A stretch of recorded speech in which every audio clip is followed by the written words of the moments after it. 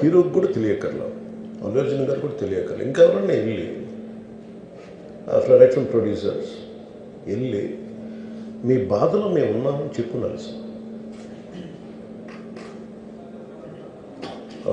Let it be director, let it be producers or entire film unit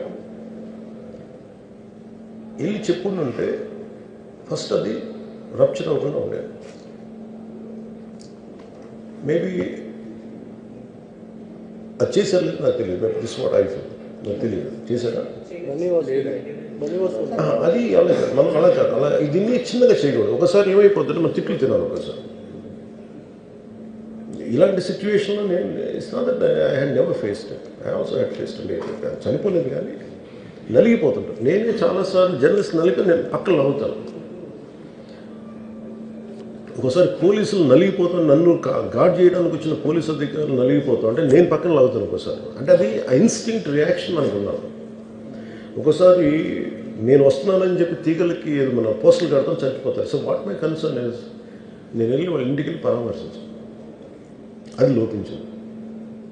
అది producers కానీ డైరెక్టర్గా కానీ ఎవరైతే ఇట్ కుడ్ బి సమ్ మీకు ఒకసారి ఆ మూమెంట్ ఎందుకు చెప్పకపోవచ్చు హీరోకి, దట్స్ ఫైన్. కానీ ఇంతమంది మనుషులు మేము వచ్చి ఇంత కన్సర్న్తో ఉన్నాం, we feel sorry for that, అది చెప్పుకుంటూ ఉంటే బాగుండేది. అది నాకు అనిపించిన అబ్జర్వేషన్. రెండు,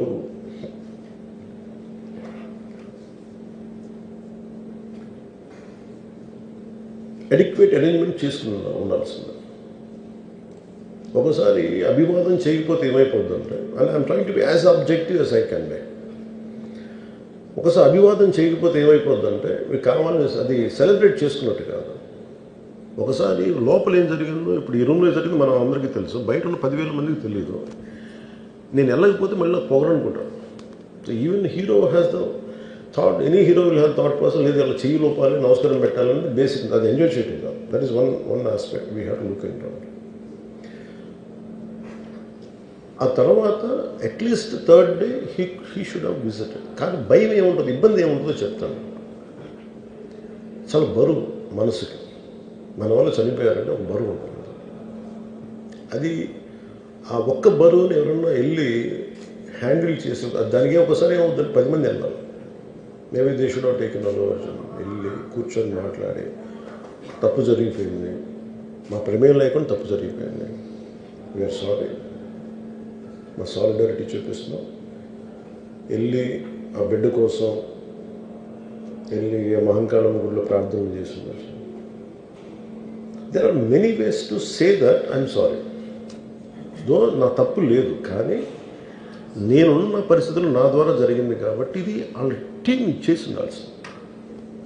the producers and also because మీరు బ్లేమింగ్ వన్ యాక్ట్, ఒక హీరోని బ్లేమ్ చేయడం రైట్ కాదు. ఇది ఒక సినిమాని ఒక టీమ్గా తీసినప్పుడు సమస్యను కూడా టీమ్గానే తీసుకోవాలి. కానీ ఇక్కడ సమస్య ఏం చేశారంటే మొత్తం హీరో మీద పెట్టేశారు అండ్ ఒంటరి వ్యక్తిని చేశారు. అది నాకు కరెక్ట్ అనిపించలేదు. That is one aspect. ఆ తర్వాత జరిగిన consequences no one has guided them well. ఆ తర్వాత జరిగిన కాన్సెప్ట్ జైల్లో వన్స్ కేసు పెడితే and we don't question police. అది కూడా డిఫరెంట్గా ఉంది. ఇప్పుడు వరకు ఇండస్ట్రీ, సినీ ఇండస్ట్రీ వచ్చిన తర్వాత ఎప్పుడు అట్లా ఆ టైప్